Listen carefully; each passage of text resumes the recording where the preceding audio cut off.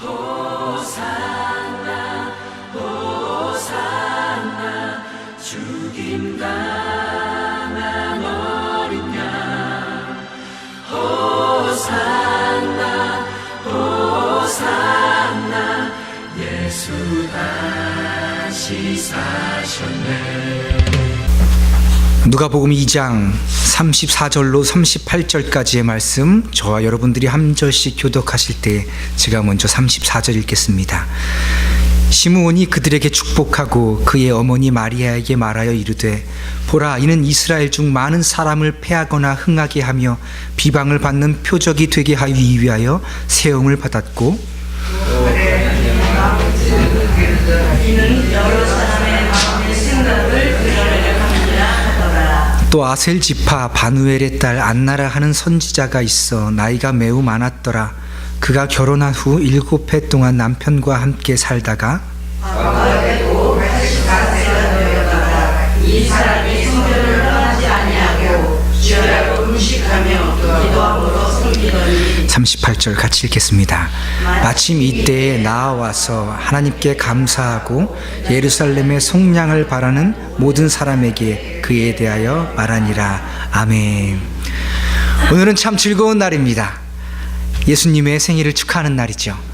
사실 우리가 예수님이 태어난 날을 정확하게 가지고 있지는 않습니다. 기원전, 서기 나눠지는 기준이 예수님이긴 합니다. 하지만 심지어 예수님이 태어난 연도도 정확히 우리가 가지고 있지는 않습니다. 여러 가지 의견이 좀 있습니다. 12월 25일이 예수님이 태어난 날은 아닐 것이다 라고 하는 사람들 중에 여러 사람들은요, 특별히 학자들은 유대 지방의 그 즈음이 장마철이 우기입니다. 그때 우기에 양치는 목자들이 밖에 나와서 지낼 수 없는 곳이에요. 우기는요, 아침, 점심, 저녁 계속 비가 오는 그런 시절입니다. 그때 그런데 양치는 목자들이 들에 나가 있다고 기록되어 있잖아요. 그래서 12월 25일에 양치는 목자들이 밖에 나가 있을 기간이 아니기 때문에 그날은 아닐 거다, 적당하지 않다라고 생각하는 사람도 있고요.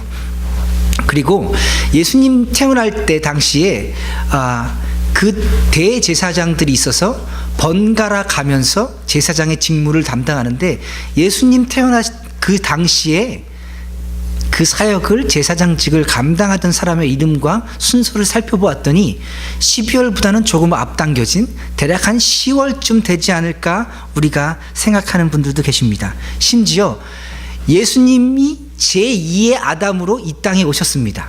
그래서 예수님이 아담의 모든 죄를 사하시려고 이 땅에 오셨으므로, 아담은 첫 번째 날, 두 번째 날, 세 번째 날, 네 번째 날, 다섯 번째 날, 여섯 번째 날, 몇 번째 날 창조되었죠?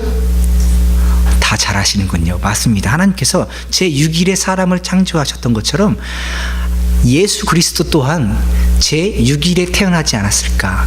그래서 동방교회에서는 1월 6일을 예수님의 생일로 기념하여 지킵니다. 하지만 12월 25일이 성탄절로 지켜지게 된 것은요, 꽤 오랜 역사와 전통을 가지고 있습니다. 그 기록을 살펴보면 독일의 어느 학자가 4세기 중엽에 그 역사적인 기록을 살펴보았는데 이런 기록이 있었다고 합니다. 가이사와 바우러스의 임기 중 서기 1년 12월 25일 금요일 예수 그리스도가 탄생하였다. 이런 기록이 있는데요, 사실 정확히 따져보면 그 로마 시대에 예수님을 막 기억할 수 있는 그런 상황은 아니었습니다. 왜냐하면 로마의 박해로 인해서 예수 믿는 사람들이 다 숨어들었거든요. 그래서 아주 오랫동안 성탄절을 지켜내지 못하고 있었습니다. 그런데 예수님이 오시고 나서 313년에 밀라노 칙량이라는 것이 로마에서 이제 발의가 됩니다. 이것은 뭐냐면, 로마에 속한 모든 나라는 종교적 자유를 갖는다. 그래서 그때에 기독교인들도 이제 종교를 가질 수 있게 되었습니다. 그러니 이제 예수 믿는다고 떳떳이 말할 수 있게 된 것이지요. 그때 313년에 그것이 모든 종교가 자유를 얻고 기독교도 자유를 얻게 되었는데, 그로부터 약 40년이 지나고 나서 교회가 동방교회와 서방교회로 갈라진 그 시점입니다. 로마에 있는 교회가 공식적으로 인정된 다음에 동방교회, 서로마교회 이렇게 갈라지게 되는데, 먼저 서로마교회는 그것이 점점점 발전하여서 오늘날 우리까지 오게 된 것이고, 동방교회는 우리가 알고 있는 소위 말하는 동방정교가 그 분파입니다. 그쪽으로 나눠지게 되는 것이죠. 근데 서방교회에서 그 종교가 자유롭게 되었습니다라는 선포된 이후에 약 40년 뒤에, 그때 당시에 리베리우스라는 교황이 성탄절을 우리가 공식적으로 지키십시다 하고, 그때부터 12월 25일을 성탄절로 지키기 시작했는데, 그로부터 20년 뒤에 동방에 있는 교황도 그것을 같이, 그럼 우리도 그렇게 하십시다 하고, 서기 379년에 두 교황이 만나서 합의를 보았습니다. 그러면 우리가 이날을 예수님의 탄생일로 정하여서 우리가 기념하십시다. 사실 그 날은요, 로마 시대에는 12월 25일이 태양신을 섬기는 축제일이었습니다. 근데 이제 기독교가 오랫동안 박해를 받아서 예수님의 탄생일을 아무도 모르게 되었어요. 그런 전통이 사라지게 됐습니다. 무려 300년 동안이나 지키지 못했으니까요.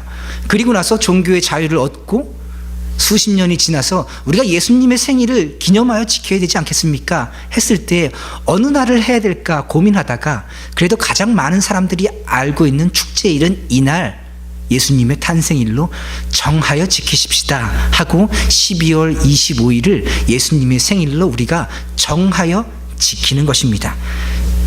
그렇게 살펴보면 벌써 예수님의 생일을 12월 25일로 온 교회가 기념하고 지키는 것이 1600년이 넘었습니다. 그러니 굉장히 오랜 역사와 전통이 있는 것이죠. 그 날이 정확한 날짜가 아니고 연도가 정확하지 않을지라도 우리가 1600년 동안이나 온 교회와 온 세상이 예수님의 생일로 지켰기에 우리는 거기에 동의하면서 예수님의 생일을 이 날마다 기념하여 지키고 있습니다. 궁금한 게 있어요. 제 생일은요, 저도 알고 제 아내도 가끔 까먹기도 하지만 기억해주고, 저희 부모님도 생일인지 아닌지 한국과 여기야 하루가 틀리니까요, 잘 까먹으시더라고요. 그래도 지나면 아이고 아들아 생일 잊어먹어서 미안하다 하고 연락이라도 주십니다.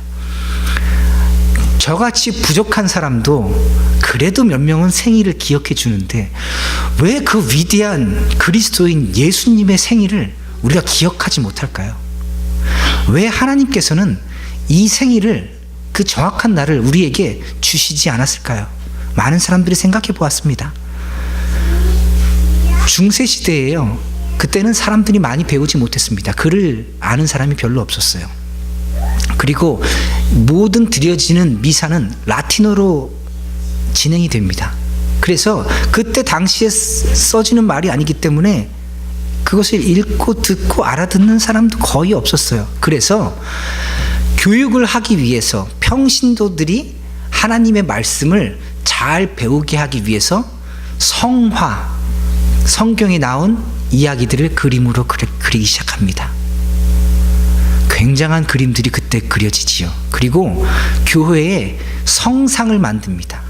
제자들의 모습을 상상하여서 만들고, 그런데 그 성화를 그리는 사람들은요, 환상중에 그의 모습을 보고 그리기 시작합니다. 그래서 그 그림을 보자 많은 사람들이 눈물을 흘리고 감동을 받아요. 그리고 그 말씀을, 이것이 하나님의 말씀이구나 하고 깨닫기 시작합니다.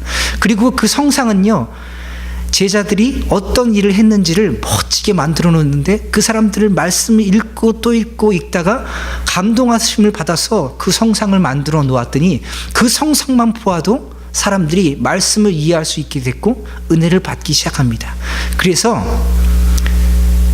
교회당 곳곳에 성화와 성상들이 자리를 차지하기 시작합니다. 그런데 시간이 지나니까요, 그 은혜 받았던 곳에 사람들이 가서 기도하는데, 베드로를 성상을 앞에서 가서 기도하였더니 병이 잘 낫더라 이 말입니다. 그래서 나중에 보니까 베드로 발만 반짝반짝해요. 왜요? 베드로 발 만지고 기도하면 병 낫는다고 믿는 거예요. 그 다음부터는 사람들이 하나님 앞에 기도하는 것이 효험이 있지만 베드로의 그 성상의 발을 만지면서 기도하면 더 큰 효험이 있다. 어리석지요. 그래서 나중에는 사람들이 신앙이 없어도 지나가면서 몸이 아프면요, 베드로 발 한번 만지면서 병 낫게 해주십시오 기도합니다. 초대교회 당시에 교회들은요, 순교자의 무덤 위에 세워졌습니다. 굉장히 거룩한 느낌이지요. 그러나 사람들은 어떻게 생각했냐면 순교자 뼈를 만지고 그 위에 병든 사람을 가져다 대면 병이 낫는다고 믿었습니다. 그래서 그곳에, 그 무덤가에 많은 사람들이 모이다 보니 그곳에 교회가 선 겁니다. 어리석지요. 예수님의 생일을 우리가 정확한 날짜를 가졌다면 이 날은 뭔가 특별한 미신적인 날이 되지 않았을까 많은 사람들이 생각합니다. 왜요? 모든 날 중에 예수님이 태어난 날이니 얼마나 거룩하고 복된 날이겠습니까? 오직 이 날만은 우리가 더 큰 특별한 복을 누리게 될 것입니다 하고 그 날을 따로 떼어서 미신처럼 분명히 섬기지 않았을까라고 생각합니다. 그래서 모든 신앙의 전통은요, 들려지는 말씀 외에 눈으로 보여지는 모든 말씀들을 다 교회에서 제하기 시작했습니다. 오직 하나님의 말씀, 그것이 종교개혁의 모토였습니다. 교회에서 눈으로 보는 것, 교회에서 뭔가 특별히 기념할 만한 것, 아주 작은 물건조차도 우리가 소유하지 않게 된 것이죠. 그래서 우리 하나님께서 우리에게 예수님의 생일을 정확하게 주시지 않았구나, 우리 많은 사람이 그렇게 생각합니다. 그런 의미에서 우리가 예수님이 태어난 이 날을 기념하지만 실은 이 날보다는 예수님의 태어난 의미를 기억하는 것이 우리에게 더 크고 중요한 일이지요. 그래서 모든 것을 다 없애고 오직 하나님의 말씀만을 남겨놓겠다는 그런 종교개혁의 신앙을 이어받아서 우리가 예수님의 생일을 맞이한 이 예배의 날에 예수님께서 태어난 일을 기록한 누가복음의 1장부터 2장에까지 이야기를, 말씀을 하나하나 살펴보기 원합니다. 이것이 우리에게 가장 큰 은혜와 축복이 될 줄 믿습니다. 누가복음은요, 당시에 이루어진 사실들과 목격자들과 말씀의 일꾼이 된 자들이 전하여 준 그것을 그대로 진술한 많은 사람들 중에서 사도 바울과 함께 끝까지 사역했던 의사 누가가 기록한 책입니다. 누가가 데오빌로 각하에게 보낸 서한인데요, 이렇게 시작합니다. 이윤을 알고 있는 바를 더욱 확실하게 하려 합니다. 데오빌로 각하가 알고 있는 그 바를 더 확실하게 하기 위함. 하나님의 말씀을 읽고 듣는 것은요, 우리 신앙인들에게 우리가 알고 있는 바를 더 확실하게 알게 하기 위함입니다. 우리 예수님 어떻게 태어난지 다 알지요. 말 구유에 태어났고 어떤 일들이 그 당시에 벌어졌는지 잘 압니다. 그런데 성경 구절구절에 그 사건 이야기를 기록하면서 한 단어 한 단어가 중요한 단어들이 있습니다. 이 사건을 기록하면서 하나님께서 우리에게 알려주고 싶은 내용이 있는 거예요. 그 사건의 이야기가 우리는 신문처럼 사건을 기록한 것처럼 잘 알려지고 있지만 그것을 기록하면서 정말로 우리가 알기 원하시는 내용을 하나님께서 심어주셨다는 겁니다. 자, 예수님이 태어난 그 시절로 우리 다 같이 돌아가 보십시다. 예수님이 태어날 때 유대의 왕 헤롯이 있었습니다. 로마가 온 세상을 다스리고 있었을 때 유대 땅에 로마 황제가 그 나라를 다스리라고 분봉왕, 그 나라를 잠시 다스리는 왕의 직함을 주어서 보냈습니다. 그 사람의 이름이 헤롯입니다. 이 헤롯 왕이 로마의 힘을 받아서 그 당시에 유대 땅을 다스리고 있는 사람입니다. 그때 성전에서 사가랴라는 제사장이 있었고, 그리고 그 부인 엘리사벳이 있었습니다. 둘 다 아주 의인이고 거룩한 사람인데 성경은 뭐라고 기록하고 있냐면요, 주의 모든 계명과 규례대로 흠이 없이 행한 사람이요 이 두 사람이 하나님 앞에 의이다라고 기록하고 있습니다. 지금 예수님이 태어난 그 시대를 돌아서 가서 어떤 사람들이 예수님의 앞서 있는지를 살펴보는 거예요. 분봉왕 헤롯이 그 나라를 다스리고 있었고, 사가랴와 엘리사벳이 제사장과 아내로 있었습니다. 그런데 그 제사장과 아내가 나이 많아서 늙었어요. 자녀가 없었습니다. 그런데 사가랴가 제사장의 임무를 성전에서 행하고 있을 때 천사가 그에게 나타납니다. 자신을 가브리엘이라고 소개한 그 천사가 나타나자 사가랴가 두려워합니다. 그 크고 영적인 존재가 그 앞에 나타나니까요, 가장 거룩한 임무를 담당하는 제사장도 두려운 거예요. 그런 천사가 이렇게 얘기합니다. 사가랴야, 두려워하지 말아라. 너의 간구함이 하나님께 들렸다. 내 아내 엘리사벳이 내게 아들을 낳을 줄 것이다. 그 이름을 요한이라고 하여라. 지금 사가랴가 어떻게 기도한 내용을 나오지 않지만 이 천사의 말을 통해서 그 마음에 간구함이 하나 있었어요. 무엇을 구했죠? 아들 낳기를 원했어요. 나이 많았는데 자녀가 없었거든요. 그리고 천사 가브리엘, 우리 가브리엘이 기쁨의 소식을 전하는 천사로 잘 알려져 있잖아요. 그 사람이 계속, 그 천사가 계속 이렇게 얘기합니다. 그 요한, 너의 아들이 엘리야의 심령과 능력으로 내가 기다리는 주 앞에 먼저 올 것이고, 아버지의 마음을 자식에게, 그리고 거스리는 자들을 의인의 슬기에 돌아오게 할 것이다. 그리고 내 아들이 될 그 요한이 주를 위하여 세운 백성을 준비하게 될 것이다.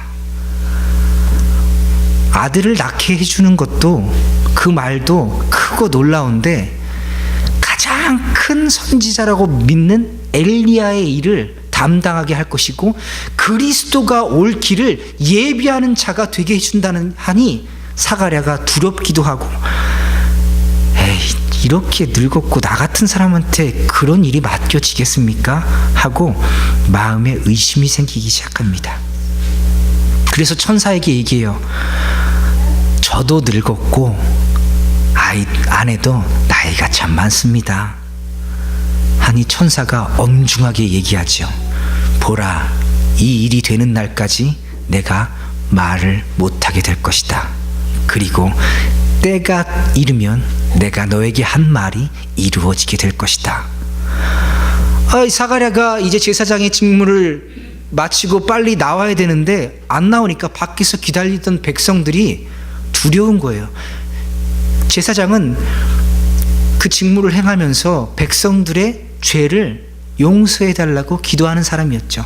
그런데 자기가 죄가 있으면요, 그 사람이 그곳에서 죽게 됩니다. 구약시대에 그런 일들을 다 들었기 때문에 제사장이 제사를 드리고 안 나오니까 백성들이 두려운 거예요. 그런데 한참 뒤에 사가랴가 바깥으로 나옵니다. 그래서 아니 제사장이요, 왜 이렇게 늦게 나왔습니까? 하고 뭐라고 말하고 사람들이 물어봤겠지요. 그런데 그의 입이 떨어지지 않습니다. 말을 한마디도 하지 못하게 되지요. 그 이후에 성경은 이 늙은 할아버지와 할머니의 가정생활에 대해서는 기록하고 있지 않습니다. 그런데 뭐라고 기록하고 있냐면요, 이후에 아내 엘리사벳이 잉태하였더라. 그러니 그 사이에 어떤 일이 벌어졌는지 알겠죠. 아이 가질 수 없습니다. 나도 늙었고 아내도 늙었습니다 하는 것은 이미 아이를 낳는 데 있어서 두 사람 다 죽은 몸과 같았다는 것을 스스로가 알았지만 그 약속을 믿고 아내와 잠자리를 한 것입니다. 그런데 지금 제사장 말을 할 수 있었어요, 없었어요? 말도 못하고 끙끙대는 사람이 아내에게 와서 이리 와, 우리 아기를 한번 만들어 보십시다 하고 할 때 그 할머니가 그걸 받아들였을 때 얼마나 어색하고 불편했겠습니까? 그런데 그 의로운 사람들이 하나님께서 그 약속을 주자 그들이 동침하게 되었고 아이를 잉태하게 되었다고요. 그 할머니가 잉태하고 나니까 두려운 거예요. 남편은 말을 못하지요. 그런데 아이를 가졌는데 어떠한 방식으로든 남편은 이 일에 대해서 설명하고 싶었을 겁니다. 그 일에 대해서 성경은 기록하고 있지 않아요. 그런데 앞으로 일어날 일들을 위하여 그녀가 숨어 지냈다라고 이야기합니다. 예수님이 오실, 그러니까 메시아가 올, 그리스도가 올 일을 준비할 아들이 태어나게 되는 거잖아요. 그리고 엘리야의 역할을 감당하게 될 그 아이가 지금 뱃속에 있는 것을 그녀가 알았는지 몰랐는지 성경에 기록되어 있지 않아요. 지금 남편이 말을 할 수가 있어요, 없어요? 말을 못하는 상황이니까요. 그런데 이 아내는 남편과의 어떤 커뮤니케이션을 통해서 성령님의 감동을 통해서 그녀가 잉태한 그 씨가 어떤 일을 감당하게 될지 알았다는 겁니다. 그래서 그 앞으로 일어날 일을 위하여 그녀가 몸조심하려고 어느 곳에 숨어서 지내게 됩니다. 그리고 지금 엘리사벳이 잉태한 지 6개월이 지나서 그때 사가랴를 만나 주었던 가브리엘 천사가 갈릴리 나사렛이란 동네에 갑니다. 그리고 그곳에서 다윗의 자손인 요셉과 약혼한 처녀 마리아를 만났다라고 기록합니다. 요셉은 누구의 자손이라고 이미 기록하고 있는 거예요? 다윗의 자손이라고 지금 성경이 밝히면서 다윗의 자손으로 오실 예수 그리스도의 그 모습을 미리 보여주고 있는 겁니다. 다윗의 자손인 요셉과 약혼한 마리아를 천사 가브리엘이 만납니다. 천사가 나타났으니 또 그 마리아는 얼마나 두려웠을까요? 거룩한 두려움이죠. 가브리엘이 이렇게 얘기합니다. 보라, 내가 잉태하여 아들을 낳으리니 그 이름을 예수라 하라. 처녀한테 너 임신할 것이다 얘기하니 그녀는 마음이 어땠을까요? 그가 큰 자가 되고 지극히 높으신 이의 아들이라 일컬음을 받을 것이다. 주 하나님께서 그 조상 다윗의 왕위를 그에게 줄 것이다. 그는 영원히 야곱의 집을 왕으로 다스릴 것이며 그가 다스리는 그 나라가 무궁하리라. 지금 이스라엘은 어떤 상황이에요? 로마의 식민지 상태예요. 그런데 내가 임신하게 되었다고요? 그리고 내가 낳는 아이가 이 나라의 다윗의 왕으로 태어날 것이라고요? 그 말은요, 내가 낳을 아이가 왕이 되어서 지금 로마를 무찌르고 이스라엘을 독립시켜 주겠다는 말입니다. 그건 목숨을 건 전쟁이거든요. 그런데 다윗 시대가 그렇게 크고 아름다웠던 것처럼 마리아야, 내가 낳을 아들이 그 나라를 크고 아름답게 만들 것인데 그 다윗의 나라는 지금 로마 때문에 여러 가지 일들 때문에 우리들 눈앞에서 없지만 내가 낳을 아들은 그가 왕이 되어서 그 나라를 영원히 다스릴 것이다 라고 얘기하니 마리아가 얼마나 깜짝 놀라겠습니까? 마리아가 가브리엘에게 묻습니다. 아니, 나는 남자를 모르는 처녀인데 어떻게 내가 아이를 가질 수 있겠습니까? 그런데 가브리엘이 뜬금없이 이런 얘기를 합니다. 너의 친척 엘리사벳도 늙어서 아들을 배웠느니라. 본래 아이를 가지지 못한 그녀도 이미 6달이 되었느니라. 대저 하나님의 모든 말씀은 능하지 못하심이 없느니라. 그 하나 천사가 말씀하여 주는 그 위엄이 대단했습니다. 그 어린 마리아가 그 천사의 말을 듣고 엘리사벳이 아이를 갖는데 이미 죽은 몸과 같았던 것들을 그녀가 알고 있습니다. 깨닫지요. 그리고 그녀가 임신했다니까 그 말을 믿습니다. 그리고 하나님의 모든 말씀이 능하심이 없을 것이다 얘기하니 이렇게 가브리엘에게 이야기합니다. 나는 주의 여종이오니 그 말씀대로 다 내게 이루어질 것입니다. 그렇게 말하니 천사가 곧 떠납니다. 그런데 지금 마리아가 내가 임신하게 되었구나, 그리고 앞으로 내가 날 아들이 온 세상을 다스리는 왕이 된다고? 그런데 그 증거로 가브리엘이 지금 무슨 증거를 주었냐면 친척 엘리사벳이 있는데 그 할머니가 임신해서 벌써 6개월이 됐다는 거예요. 그러니 지금 마리아는 뭐 하고 싶었겠어요? 가서 확인하고 싶었습니다. 성경에 보니까 마리아는 빨리 일어나 속히 산골로 갔다. 지금 엘리사벳이 임신하여서 산골로 몰래 숨어들었잖아요. 그래서 유대의 한 동네로 갔고 그 자신에게 친척이고 제사장인 사가랴, 엘리사벳 할머니가 살고 있는 그 집에 들어가서 엘리사벳에게 인사합니다. 그 모습을 한번 상상해 보세요. 관계가 어떻게 되는지 친척이라고만 나와 있으니까 엘리사벳이요 안녕하십니까 무난하는데 그녀의 눈은 지금 어디로 가 있을까요? 예, 임신했는지 안 했는지 지금 아마 그 배를 뚫어지게 쳐다봤을 겁니다. 처녀에게 아이를 갖겠다고 한 천사가 늙은 엘리사벳이 임신하였다고 하니 지금 확인한 들어간 겁니다. 그래서 마리아가 와서 인사하는데 그 할머니 엘리사벳이 깜짝 놀랍니다. 뱃속에 아이가 막 뛰노는데 그 뱃속에 아이가 막 뛰놈과 동시에 그 놀라운 태동을 그 할머니가 느끼고서는 평생 느껴보지 못한 그 정말 신기한 태동을 그녀가 느끼고서는 그녀가 그곳에서 그 시간에 그 자리에서 성경에 보니 성령에 충만하였다라고 기록합니다. 마리아가 들어오자 엘리사벳이 성령의 충만함을 받습니다. 그리고 큰 소리로 얘기합니다.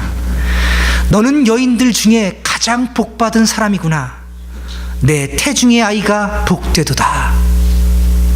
벌써 천사가 이야기할 때 어느 시점에 예수가 잉태되었는지 모르지만 엘리사벳은 성령의 충만함을 받아서 마리아의 몸속에 있는 그 씨를 보고 듣고 느끼고 있는 겁니다. 내 태중의 아이가 복되도다. 내가 인사하는 소리를 내가 들을 때에 내 뱃속의 아이가 이렇게 기뻐 뛰노는구나. 주님께서 하신 말씀이 이루어질 것을 믿는 자는 복이 있도다. 그러자 마리아가 천사가 이야기하여 준 모든 말에 그 두려움과 안타까움이 다 사라집니다. 그리고 내 영혼이 주님을 찬양합니다. 내 영혼이 나의 구주 하나님을 기뻐합니다 하고 막 기뻐해서 찬양하지요. 그리고 마리아는 그곳에서 엘리사벳과 함께 석 달을 있다가 집으로 돌아옵니다. 그 모든 일을 감당하려고 성령이 잉태되고 그 모든 과정을 하나님께서 엘리사벳과 함께 하신 거예요. 두 여인은 지금 이 모든 사실을 알고 있지요. 6달 동안 그곳에 숨어 있다가 마리아가 와서 석 달 동안 함께 있었어요. 그리고 나서 마리아는 떠나게 됩니다. 그러니 이제 엘리사벳의 아들이 태어나기 얼마 안 남은 때지요. 마리아가 돌아오고 나서 이제 엘리사벳이 곧 출산을 합니다. 천사가 가르쳐준 대로 아들을 낳아요. 아들을 낳자 온 친척과 이웃들이 기뻐하고 함께 모입니다. 그리고 규례에 따라서 난 지 8일 만에 할례를 행합니다. 가장 큰 행사 중에 하나지요. 그리고 그때 유대인들은 아버지의 이름을 따서 자녀들의 이름을 짓습니다. 그리고 아니면 조상들의 이름을 따서 이름을 짓는데 많은 친척들이 모여서 아버지 사가랴의 이름을 따서 아들의 이름을 지으려고 하니까 엘리사벳이 아닙니다, 손사래를 쳐요. 그리고 이름을 요한이라고 지어야 합니다 라고 말을 합니다. 그런데 지금까지 가브리엘을 처음 만나고 나서 이 아들이 태어날 때까지 엘리사벳의 남편인 제사장 사가랴는 말을 할 수 있었어요, 없었어요? 없었어요. 그런데 엘리사벳이 어떻게 아들의 이름을 요한이라고 지어야 될 걸 알았을까요? 글쎄 말이에요. 남편이 가르쳐줬겠지요. 말은 할 수 없으나 쓸 수는 있었겠지요. 둘은 이런 커뮤니케이션을 가지면서 그 뱃속에 있는 아이가 얼마나 귀한지 알게 됩니다. 엘리사벳이 요한이라고 지어야 하니까 사람들이 아니 우리 집안에 도대체 이러한 족보를 가진 이러한 이름을 가진 사람이 없는데 웬 이상한 요한이라고 이름을 짓습니까? 얘기하자 사가랴에게 가서 물어보십시오. 사가랴가 아기의 이름은 요한이라고 딱 쓰게 됩니다. 그러자 그제서야 입이 풀리고 혀가 풀리게 되는 역사가 일어납니다. 그러자 그가 드디어 하나님을 찬양합니다. 하나님께서 내게 베푸르신 모든 은혜를 감사합니다. 그 이야기를 되어진 이야기를 다 이야기하지요. 그러자 그 아이의 할례식에 참석하였던 모든 이웃과 친척들이 그 이야기 때문에 두려워합니다. 그리고 이 모든 이야기는 그들이 숨어 살았던 유대 온 산골에 퍼졌더라. 성경이 기록하고 있습니다. 그리고 요한의 아버지 제사장 사가랴는 아이를 향해서 이렇게 예언합니다. 아기야, 너는 가장 높은 분의 예언자가 될 것이다. 너는 주님보다 앞서가며 그분의 길을 준비하는 자가 될 것이다. 요한은요, 이렇게 거룩하고 기적적으로 태어나서 해야 될 일이 있었습니다. 바로 예수님이 이 땅에 오시는 길을 예비하는 것이었습니다. 요한이 세례자 요한이 되어서 광야에서 메뚜기와 석청을 먹으면서 평생 한 일은요, 회개하라였습니다. 그것을 선포하는 것이었습니다. 예수님이 구세주가 이 땅에 오는 것은 온 세상 사람들을 살리려고 오는 것인데 그 일을 준비하는 사람이 외친 그 광야의 외침은 회개하라였습니다. 예수님을 맞을 준비하는 사람은 회개하는 사람입니다. 예수님을 만나기 위해서는 회개의 마음이 있어야 됩니다. 내가 죄인임을 깨닫고 그 죄 때문에 슬퍼하는 사람, 그 사람이 예수님을 만날 때 기쁨으로 만날 수 있습니다. 왜냐하면 그분이 우리의 죄를 용서해 주실 분이기 때문입니다.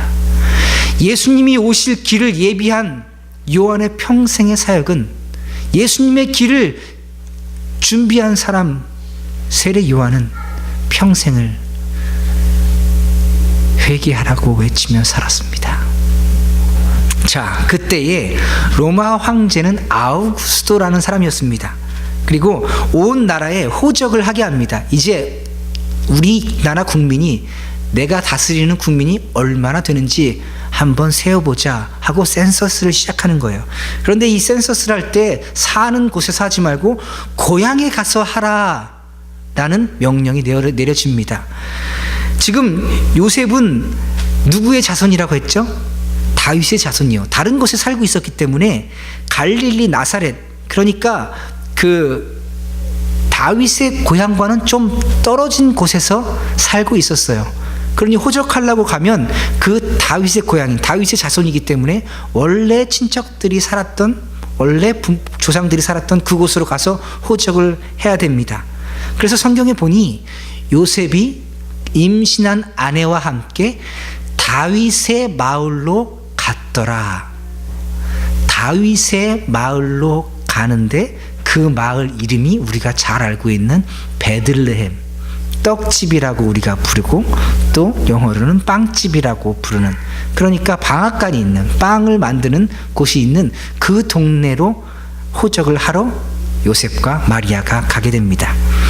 결국 가다가 방이 없어서 마구간에서 아이를 낳게 되지요. 우리가 잘 알고 있는 이야기입니다. 예수님이 그렇게 해서 마구간에서 태어나게 됩니다.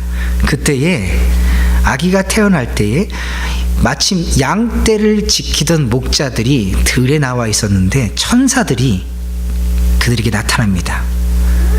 두려워 말아라. 모든 백성을 위한 큰 기쁨의 소식을 내가 가지고 왔노라. 오늘 다윗의 마을에 너희를 위하여 구세주가 태어나셨다. 그는 곧 그리스도 주님이시니라. 천사가 이렇게 나와서 이야기할 때에 목자들이 보고 두려워 떨고 있는데 갑자기 하늘에 빽빽하게 천군 천사들이 나타납니다. 그리고 하나님을 이렇게 찬양하였다라고 성경은 기록합니다. 높은 곳에서는 하나님께 영광이요, 땅에서는 하나님께서 기뻐하시는 사람들에게 평화로다. 우리 주님은요, 참으로 주님을 기다리는 우리에게 평화를 주시러 오신 분입니다. 우리 인생 가운데 이 놀라운 평화를 주신 우리 주님을 참 사랑합니다. 양치던 목자들은요, 다윗의 마을에 온 세상을 구원할 구세주 메시아가 태어났다고 하니 다윗의 마을로 얼른 찾아갑니다. 그리고 구유에 누인 아기 예수를 바라보지요. 그리고 그 부모에게 그 들에서 만났던 천사의 이야기를 하여 줍니다. 그곳에 모인 모든 사람들이, 그 여관에서 호적하려고 많은 사람들이 이동하다가 여관 방이 없어서 구유에서 났으니 그 구유에서 난 아이가 출산할 때 얼마나 좋은 구경이에요. 많은 사람들이 모여들었겠지요. 그리고 그 부모도 거기 있을 때에 성경은 이렇게 기록합니다. 그 이야기를 모인 모든 사람이 듣고 놀랐다. 그런데 하나 추가로 더 기록하고 있는 것은요, 그의 어머니 마리아는 이 모든 말을 마음속에 간직하였다. 많은 사람들이 이 이야기를 듣고 크게 놀랐지만 오직 마리아만 이 말을 마음속에 간직하였습니다. 하나님의 말씀은요, 때로는 우리를 놀라기도 하고 은혜를 주기도 하고 평강을 주기도 하고 안식을 주기도 하고 때로는 우리의 마음을 아프기도 합니다. 그런데 하나님의 말씀을 마음에 간직하며 사는 사람은 그렇게 많지 않습니다. 그래서 그 말씀을 마음속에 간직한 사람들의 이름은 이렇게 성경에 기록이 됩니다. 여러분, 우리들의 이름이 하나님의 생명책에 기록되어 있는 줄 믿습니다. 그러니 우리는 무엇을 기억해야 돼요? 하나님의 말씀을 기억하며 살아야 되는 것이 우리들의 본분인 줄 믿습니다. 자, 이제 아기가 태어났고 난 지 8일 만에 또 규례에 따라서 아기 예수도 할례를 받습니다. 그리고 할례 때에 아기의 이름을 지어주는 전통을 따라서 이름을 천사가 일러준 대로 예수라고 짓습니다. 예수라는 이름은요, 정말 많습니다. 다 조상의 이름을 따서 이름을 짓는다고 했잖아요. 그러니까 예수라는 이름은 정말 많아요. 그래서 저 남미에 가면요, 예수라는 이름을 가진 사람이 정말 많습니다. 헤수스라고 부르는 거예요. 심지어 LA에 그 남미 분들 많이 사는 후버라는 동네가 있습니다. 후버 스트리트. 우리 동네에는 후버 시티가 있잖아요. 그런데 후버 동네 가면요, 간판이 다 영어가 찾아보기 힘들어요. 그 동네에서 영어 하면요, 좀 이상한 사람 되는 그런 동네가 있어요. 다 이 스페인어를 합니다. 그 동네에서요, 헤수스 그러면요, 아마 10명 중 1명은 쳐다볼 거예요. 그렇게 많은 이름이에요. 그것을 영어식으로 바꾸니까 지저스가 되는 거고, 그것을 한국말로 바꾸니까 예수가 되는 겁니다. 1950년대는요, 그것을 발음을 따서 우리는요, 야수라고 불렀습니다. 그래서 대한야수교 장로회 이렇게 불렀어요. 그런데 그것을 조금 바꿔서 이제 발음이 좀 바뀌기 시작하니까 예수라고 바꾼 겁니다. 그래서 우리가 예수님을 부를 때요, 나사렛 예수라고 부르는 것 있죠. 나사렛이란 동네에 태어난 예수, 그렇게 불러야 좀 구분이 되니까 우리가 예수님을 나사렛 예수라고 부르는 겁니다. 그런데 이 예수라는 그 이름의 뜻은 여호와는 구원이시다라는 뜻입니다. 히브리어 말로는, 고대 근동 아람어로는 예수아 그렇게 불러요. 히브리어 발음을 따라서. 그리고 그것을 여호수아라고 부릅니다. 히브리어 말로는 예수와 여호수아라고 불렸던 것이 신약 시대의 헬라어로 예수라고 바꿉니다. 그래서 그 말의 뜻은 다 똑같습니다. 하나님 여호와는 구원이시다라는 뜻이지요. 그러니 예수님의 이름은 무슨 뜻이라고요? 여호와는 구원이시다. 그런데 우리가 나사렛 예수를 또 예수 그리스도라고 부릅니다. 그리스도라고 하면 기름 부음 받은 자라는 뜻인데, 기름 부음 받은 자는 왕과 제사장만을 가르치지요. 그런데 왕이시면서 제사장이신 예수님이 그리스도라고 부름을 받는 것, 그것은요 구약시대의 메시아, 즉 그 뜻은 세상을 구원할 자라는 뜻인데, 그런 의미가 이 그리스도에 담겨 있는 것입니다. 그래서 우리가 나사렛 예수 그리스도라고 부르는 건요, 나사렛이란 동네에 태어난 여호와는 구원이시다라고 하는 왕이신 제사장이신 그분입니다 라는 뜻입니다. 그러니 이 안에 성경의 모든 내용이 그 이름 안에 다 들어가고 있는 것이죠. 그러니 예수 그리스도라는 뜻은 여호와의 구원을 이루시는, 세상을 구원하실 분이 바로 이분입니다 라고 고백하는 겁니다. 그래서 우리가 예수는 그리스도입니다 라고 고백하는 것에 이 성경의 모든 고백이 다 포함되는 것입니다. 자, 이런 일이 있고 나서 유대인의 정결 예식을 따라서 이제 첫 번째 나는 모든 남자아이는 하나님께서 주신 거룩한 자로 불려야 됩니다. 그래서 비둘기 2마리를 드리거나 비둘기 2마리를 가져다가 정결 예식으로 제물을 드려야 됩니다. 그래서 이제 그것을 드리려고 아기 예수와 함께 예루살렘으로 부모가 올라가지요. 그런데 그곳에 시므온이라는 사람이 있었습니다. 성경에 뭐라고 기록하고 있냐면요, 하나님께서 이스라엘을 위로하실 때를 기다리던 시므온이라는 사람이 있었다. 하나님께서 이스라엘을 위로하실 그때를 계속해서 기다리던 나이 많은 시므온이라는 사람이 있었습니다. 성령님께서 그 시므온에게 나타나셔서 아주 오래전에 약속을 주셨는데 뭐라고 주셨냐면요, 내가 주 그리스도를 보기 전까지는 결코 죽지 않을 것이다. 그러니 온 세상을 구원할 메시아가 이 땅에 오시겠다는 그 구약의 모든 약속을 이루어내실 그 메시아 곧 그리스도가 이 땅에 오는 것을 내가 보지 않으면 죽지 않겠다는 거예요. 그러니 이 시므온이라는 사람은 평생 누구를 기다리며 살았겠습니까?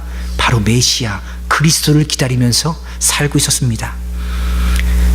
시몬이 평생 그런 마음을 가지고 그 약속을 기다리면서 살고 있는데, 어린아이를 안고 오는 요셉과 마리아를 보게 됩니다. 때가 되어서 성령님께서 그의 마음에 충만해지십니다. 성령의 약속을 받고 그가 평생을 예수 그리스도를 기다렸는데, 정말로 예수님이 올 때가 되니까 하나님께서 그의 마음속에 성령을 충만하게 해주셨어요. 그래서 멀리서라도 그 예수의 모습을, 아기 예수의 모습을 보고도 저자가 약속받은 그구나 하고 알 만큼 그를 신령하게 바꾸어 주셨습니다. 성경에 보니 때가 되어서 성령님께서 그를 충만하게 하셨다고 기록합니다. 어린 아이 예수를 안고 오는 요셉과 마리아를 만나게 되고 바로 그가 그리스도 이름을 알아봅니다. 그리고 두렵고 떨리는 마음으로 그 아이에게 갑니다. 여러분 상상해 보십시오. 우리가 그 자리에 있습니다. 여러분이 한번 시므온이 되었다고 상상해 보세요. 평생을 그 놀라운 성령님께서 온 세상을 구원할 자를 내가 눈으로 반드시 보게 될 것이다. 보기 전까지는 너는 죽지 않을 것이다. 그 사람만 기다리고 있는데 마음이 충만해서 보니 저 멀리서 아기가 올라오는데 마음속에 두근두근합니다. 그리고 그 아이가 바로 메시아임을 곧 알아보지요. 시므온이 아무 영문도 모르는 요셉과 마리아에게 갑니다. 그리고 아이를 건네받습니다. 무엇이라고 말하야 했는지는 성경에 기록되어 있지 않는데, 그가 아이를 받아 팔에 안고 하나님을 이렇게 찬양하였더라. 그 나이 많은 시므온이 그 어린아이를 보고 너무도 감격하여서 한 걸음 한 걸음 다가가더니 부모에게서 드디어 그 아이를 받고 너무나 감격하여서 이렇게 찬양합니다. 주님, 이제 주님의 종을 주님의 말씀대로 함께 떠날 수 있게 하시는군요. 이제 내가 죽어도 여한이 없습니다. 그런 말이지요. 이제 내가 내 눈으로 주님의 구원하심을 봅니다. 주님께서 이 구원을 모든 백성들 앞에 드디어 베풀어 주군요. 이분이 이방 사람들에게는 계시의 빛이며 하나님의 백성 이스라엘에게는 영광입니다. 이렇게 말하자 아기의 어머니인 요셉과 아버지인 요셉과 어머니 마리아는 깜짝 놀랍니다. 그리고 시므온이 어머니 마리아를 보고 이렇게 얘기합니다. 이 아이는 이스라엘의 많은 사람들을 패하게도 할 것이고 흥하게도 할 것입니다. 또 많은 사람들의 비난을 받는 인생을 살게 될 것입니다. 그리고 그 일로 인하여서 많은 사람들의 있는 마음과 생각을 다 드러나게 하실 것입니다. 그리고 이 일로 인하여 당신은 마음이 칼로 찔려 쪼개지듯이 아프게 될 것입니다. 앞으로 예수님께서 당할 고난을 그 어머니 마리아에게 가르쳐주고 있는 것이지요. 그러면서 앞으로 예수님이 하실 일에 대하여 예언의 말을 전한 것입니다. 또 마침 그때에 그런 일이 있을 때 안나라는 할머니가 있었습니다. 안나라는 할머니는요, 결혼하고 남편과 7년 동안 살았습니다. 그런데 남편이 일찍 돌아갔어요. 그리고 성경에 보니 그녀가 84세가 될 때까지 한 번도 성전을 떠나지 않고 밤낮으로 금식과 기도로 하나님을 섬겼더라.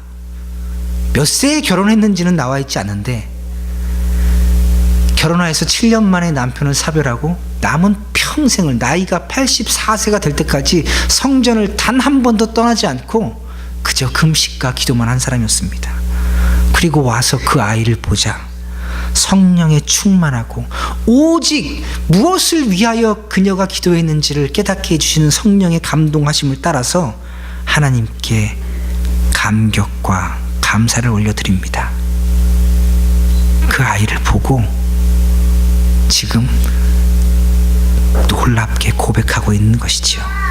그리고 성경은 또 뭐라고 기록하고 있냐면요, 예루살렘의 구원을 기다리는 사람들에게 이 아이에 대하여 증거하였다. 평생을 성전에서 금식과 기도로 단 한 번도 떠나지 않고 살았던 그녀가 이제는 예루살렘의 구원을 기다리는 모든 사람들에게 가서 이 아이 예수에 대해서 증거하는 사람으로 남은 인생을 살았더라라고 성경은 기록합니다. 오늘 시므온과 안나를 살펴보았는데요, 예루살렘에서 아기 예수를 만난 시므온과 안나의 모습에 우리 좀 더 주목하기 원합니다. 시므온이요, 성령님께서 일러주는 말을 하였지요. 그리고 시므온은 하나님께서 이스라엘을 위로할 자를 평생 기다렸습니다. 평생 의롭고 경건한 사람으로 살아가다가 예수님을 만나고 감격과 찬양을 드린 사람이 시므온이었지요. 안나도 평생 과부로 성전을 한 번도 떠나지 않고 밤낮으로 금식하며 기도하고 하나님을 섬기다가 예수님을 만나고 감사의 찬양을 드렸습니다. 자, 이 두 사람의 공통점이 뭘까요? 끝까지 기다렸다는 겁니다. 성령님께서 그 해준 말을, 일러준 말을 끝까지 기다렸습니다. 무엇을 기다렸냐면 예루살렘의 구원, 이스라엘을 위로할 자를 기다렸다는 겁니다. 이 두 사람과 우리의 공통점이 있습니다. 두 사람 다 예수를 만난 것이지요. 그런데 이 예수를 만나기 전까지 이 사람들이 아주 오랫동안 기다렸다는 겁니다. 이들은 끝까지 믿음을 가지고 끝까지 인내하면서 예수님을 기다렸습니다. 우리 계속해서 창세기를 살펴보면서 아브라함이 끝까지 인내를 가지고 기다리다가 실패도 있었지만 하나님의 은혜를 통해서 그가 견뎌내고 또 견뎌내서 어디까지 믿음이 자라게 되었습니까? 아들을 드릴 수 있는 그런 믿음에까지 자라게 되었죠. 이들도 마찬가지입니다. 평생을 말씀을 붙잡고 기다리다가 결국에는 메시아를 직접 눈으로 만나게 되었습니다. 성전에서 그 아기 예수를 만나는 영광을 갖게 되는 믿음의 사람이 되었죠. 그 이유는 분명합니다. 이 사람들이, 시므온과 안나가 이렇게 평생을 예수님을 기다릴 수 있었던 것은 눈에 아무것도 보이지 않지만 끝까지 기다릴 수 있었던 단 한 가지는 아브라함을 끝까지 기다려 주셨던 하나님이 이들의 인생 또한 똑같이 기다려 주셨기 때문입니다. 이들을 끝까지 기다려 주신 우리 하나님께서 우리 또한 끝까지 기다려 주실 줄 믿습니다. 그래서 우리도 우리 주님 다시 올 때까지 끝까지 기다릴 줄 믿습니다. 이 사람들은 성령의 감동하심을 받아서 성령이 하신 말씀을 듣고 그 약속을 기다렸던 사람이지요. 그런데 우리는요, 말로 들은 것보다 더 정확하게 성령이 써준 그 책을 받은 사람입니다. 이 사람들만 성령의 말을 들었습니까? 아니요. 우리는 성령님께서 직접 기록하신 그 놀라운 약속된 말씀을 가진 사람들입니다. 우리는 성령의 감동을 받아 기록된 성경을 받아서 지금 이렇게 읽고 듣고 나누는 성도입니다. 그래서 바로 우리가 성령을 받은 사람인 줄 믿습니다. 과거의 믿음의 조상들이 성령의 약속을 믿고 그분을 끝까지 기다린 것처럼 우리도 성령의 감동하심을 받아서 기록된 이 말씀을, 약속된 말씀을 믿고 다시 오실 예수님을 기다리고 있는 사람들, 네, 우리가 바로 크리스천입니다. 우리가 바로 성도입니다. 살아생전에 우리 평생에 다시 오실 그 그리스도, 다시 오실 우리 예수님 기다리면서 그 예수님 닮아가며 살다가 결국 그분 다시 만날 우리들이 성도입니다. 우리도 여러분 곧 주님 만나게 될 것입니다. 성경에 보니 혹 이 밤에 혹 저 밤에 우리 주님이 다시 오신다고 하셨습니다. 우리에게 오셔서 영원한 안식과 위로를 주신다고 말이지요. 주님이 다시 오시지 않으면 혹 이 밤에 혹 저 밤에 하나님께서 우리들의 인생을 데려가실지도 모르겠습니다. 그곳에 가게 되면 우리는 영원한 안식과 위로를 얻겠지요. 그러나 예수님이 우리 살아생전에 오시든 아니면 우리 인생의 시간이 다 되어 하늘로 올리우든 그것을 우리는 알 수는 없으나 한 가지 확실한 것은 시므온과 안나가 기다리던 예수님을 만난 것처럼 우리도 그곳에서 우리 예수님을 만나게 될 것입니다. 이 말씀이 믿어지는 성도님들을 주님의 이름으로 축복합니다. 그런데 우리가 여기서 하나 더 기억하고 넘어가야 될 말씀이 있습니다.